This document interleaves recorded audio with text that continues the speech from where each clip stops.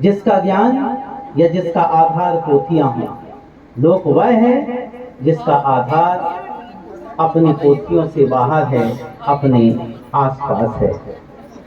इसलिए लोक निरंतर है, लोक नित्य है, लोक सर्वत्र है, लोक शाश्वत है, लोक अक्षय है, लोक ब्रह्म है, लोक असीम है, लोक अद्भुत है, लोक अनुपम है, लोक विशिष्ट है। आप देखिए। और जब मैं बात करता हूं संस्कृति की, तो संस्कृति कैसी है?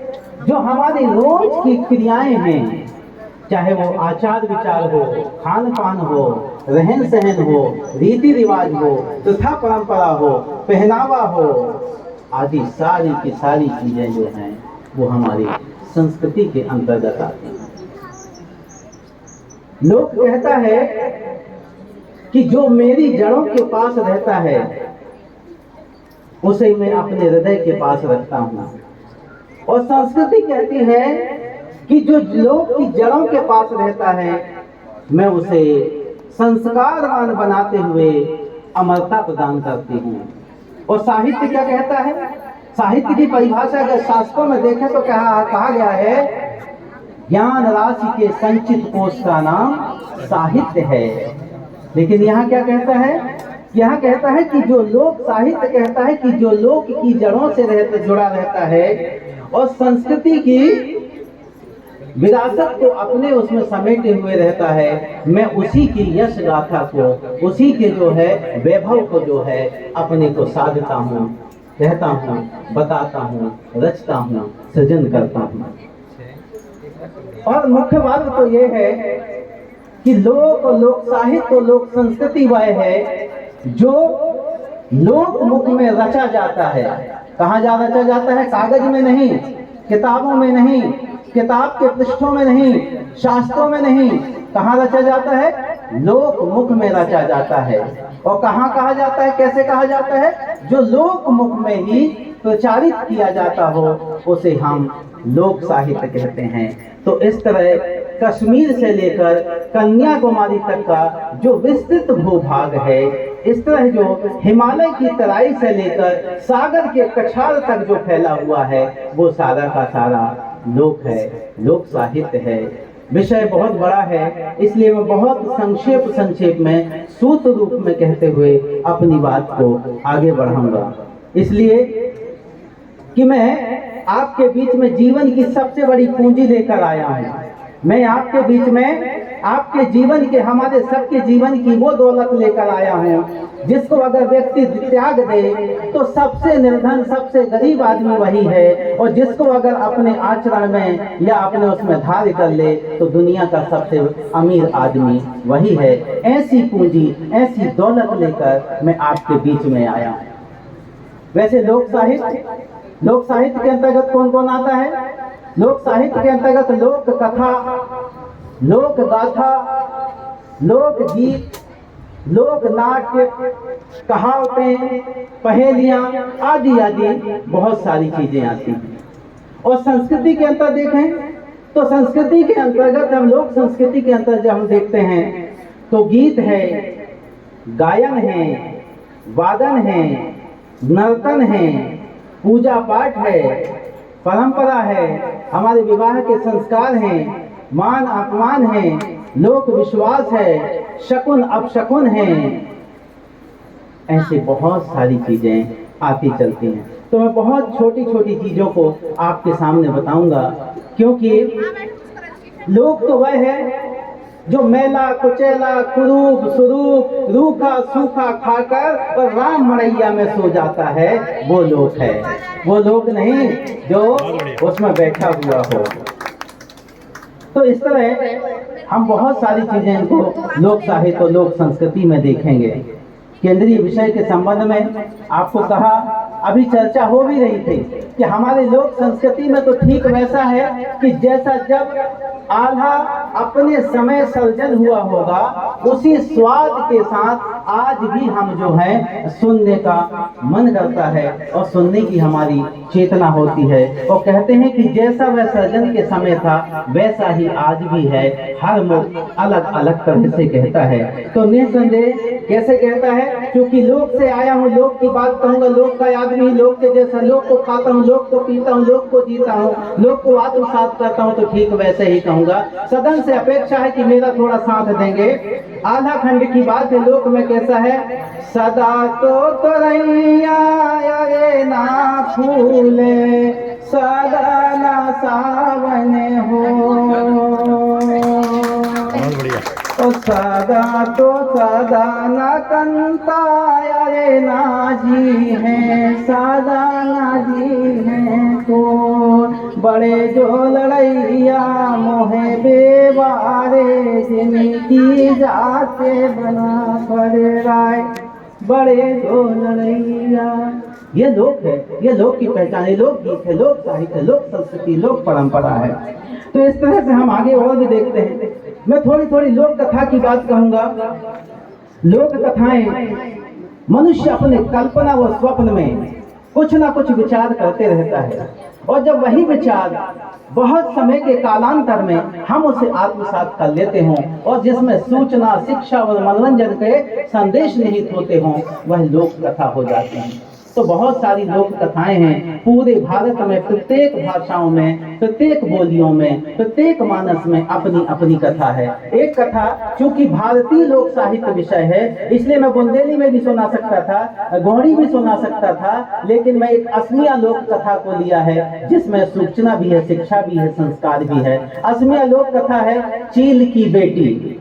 चील की बेटी कैसे है? एक जगह एक मटका बनाने वाला परिवार था। अगर कभी अपनी वाणी में, लोक की वाणी में किसी जात समुदाय का नाम ले लूं तो मैं आपसे विनम्रता पूर्वक क्षमा याचना सहित, मैं किसी जाति विशेष धर्म पर किसी तरह से कोई आक्षेप या उसके करने की कोशिश नहीं है, केवल जो लोक मुख में है उसी का मैं आपके सामने दृष्टांत रखूंगा। तो वो जो कुम्हार, जो मटका बनाने वाला परिवार था, उसकी 7 बेटियां थी। अगली बार फिर से वह माँ जो है अपने प्रकृति के अनुरूप गर्भाधान करती हैं, तो उनका जो पति है वो कहता है कि अगले बार फिर से पुत्री मत जन्ना, और नहीं तो पता है मैं तुम्हें सौदागर को बेच दूंगा। काल की गति को, विधि के विधान को, उस अटल विधान को कौन टाल सकता है? और हुआ वही कि अगली बार फिर से जो है पुत्री जन्म होती है। वह पिता को पता चले इससे पहले ही उसके हाथ पैर सब पीले पड़ जाते हैं और वह विचार करती है कि क्या करूं। तो एक मटके में जो है, उस मटके में लेकर उस बच्ची को एक कपड़े में लपेट के और पानी में प्रवाहित कर देती है। वह प्रवाहित होते होते जाता है आगे किसी घाट में। वह कपड़े धो रहा था, एक धोबी कपड़ा धो रहा था, उसे वह देखता है और देखने के बाद कहता है कि अब मैं ले जाके अपनी पत्नी को कैसे सौंपूंगा। उतने में ही चील की निगाह जो है वो बहुत सूक्ष्म होती है। वो देखा कि यार ये होगा मेरा भोजन है। उसने जो है मटके सहित उठा कर ले गया और एक अपने पेड़ में बैठ गया। पेड़ में देखा तो बहुत सुंदर सी कन्या थी, बेटी थी। वो जैसे तैसे कालांतर में छोड़ के कथा बताऊंगा, समय कम है, वो आगे बड़ी होती गई। जब वो युवती हुई तो एक दिन चील ने कहा कि बेटी अब मुझे बहुत चिंता सताने लगी है कि तू बड़ी हो गई है और मैं तुझे छोड़कर दूर भोजन के लिए जाती हूँ, क्या करूं? तो उन्होंने कहा कि मैं तुम्हें गीत सिखा देती हूँ, जब भी कोई आपदा विपदा आए तो तुम मुझे वह गाकर बुला लेना। कैसे वात्सल्य उमड़ा है, उस वात्सल्य के भाव उसमें देखे। ओरी हवा, ओरे बरगद के पत्ते हिलाने वाली हवा, माँ को बुलाओरी, माँ को बुलाओरी, मेरी चील माँ को बुलाओरी। ओरी हवा, मैं जहाँ भी होंगी, जितनी दूर भी होंगी, मैं आ जाऊंगी। हुआ यही कि जब वो युवती हुई तो उसका रेशम सा बड़ा चिकना सा बाल 7 हाथ लंबा लोक में कहावत है, 8 हाथ ककड़ी 9 हाथ बीजा। अभी बात आएगी, 8 हाथ ककड़ी 9 हाथ बीजा। लंबा कितना था बाल? 7 हाथ लंबा बीजा था। किसी सौदागर के उसमें जब पड़ता है तो सौदागर कहता है, ये बताओ कि तुम मनुष्य हो, देवता हो, या कोई भूत पिशाच हो।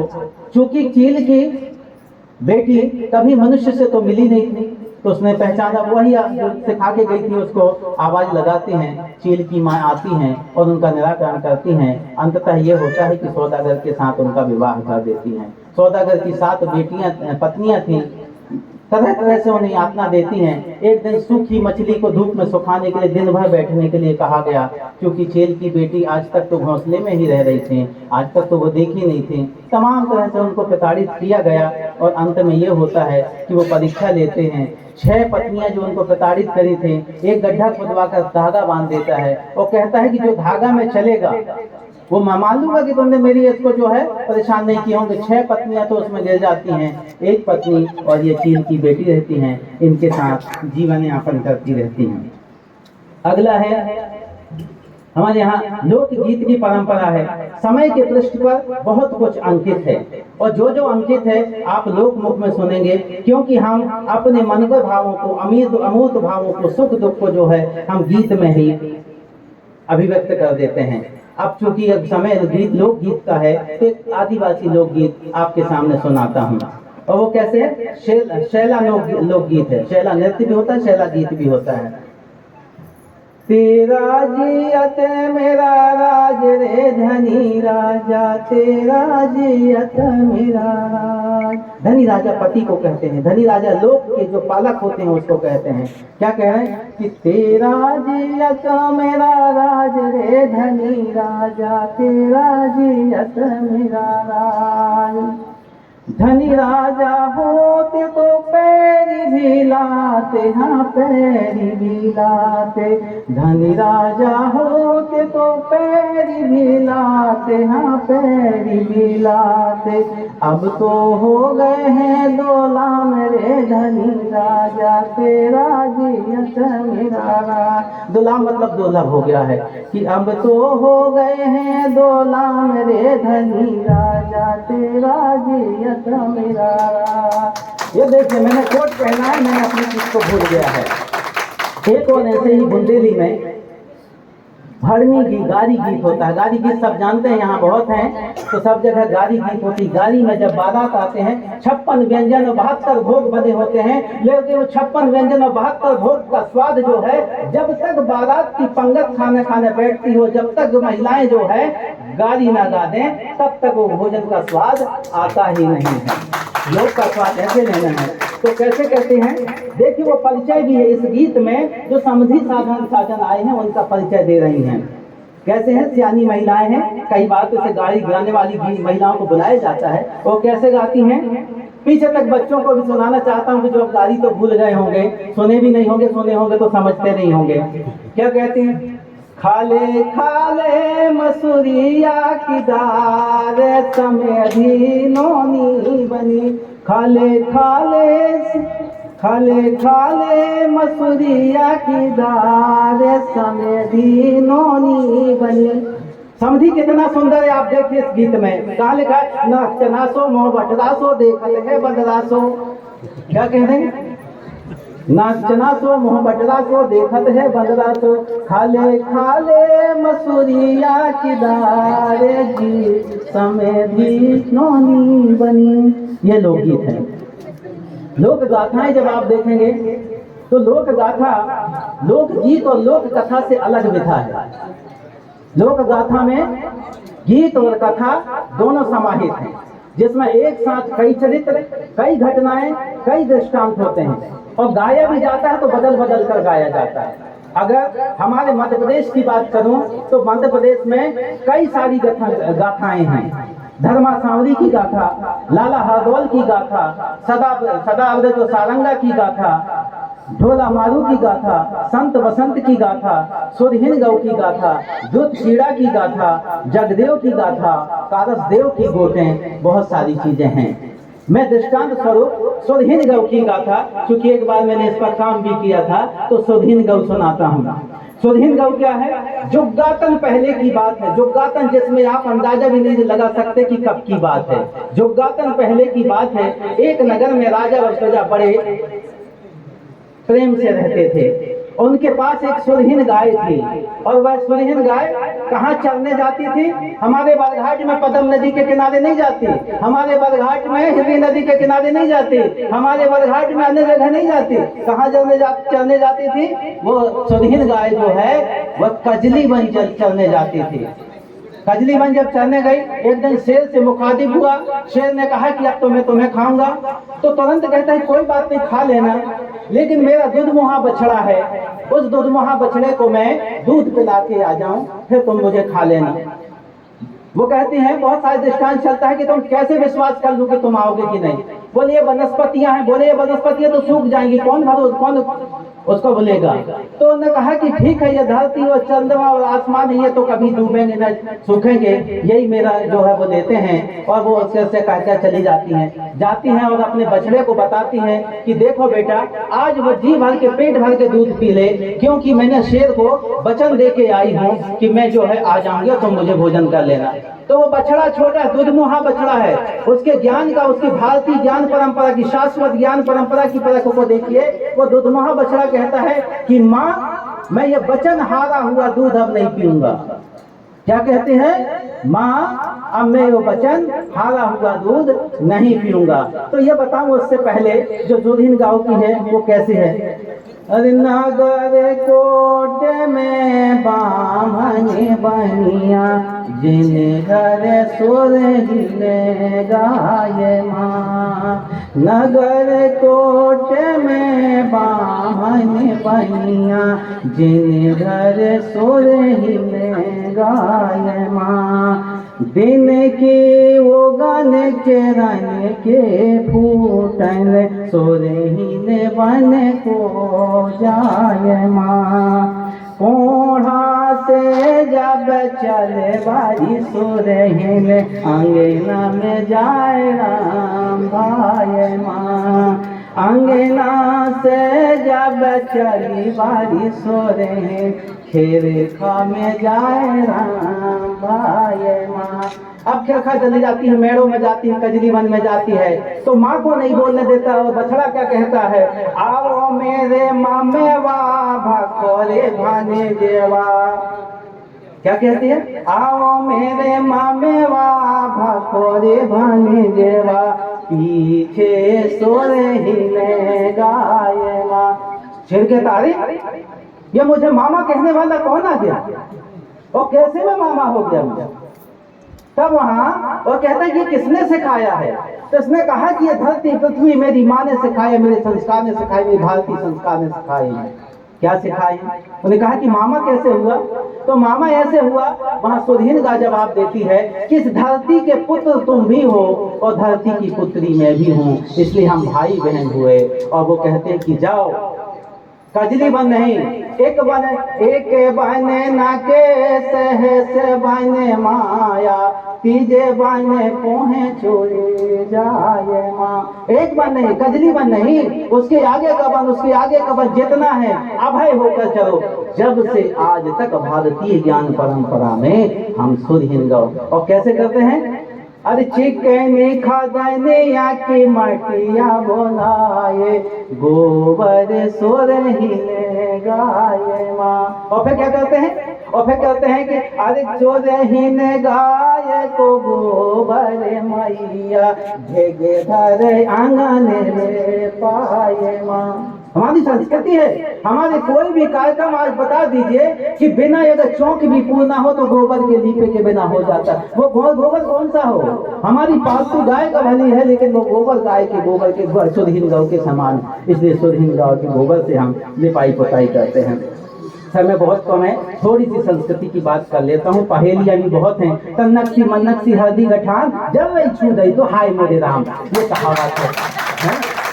और इसका उत्तर है कैसा है? तन्नक्सी मन्नक्सी हल्दी गठान, तन्नक्सी मन्नक्सी कहते ना इतनी सी, तन्नक्सी मन्नक्सी हल्दी गठान, जब वही छू गई तो हाय मोरे राम। हल्दी इसका बिच्छू इसका उदाहरण है।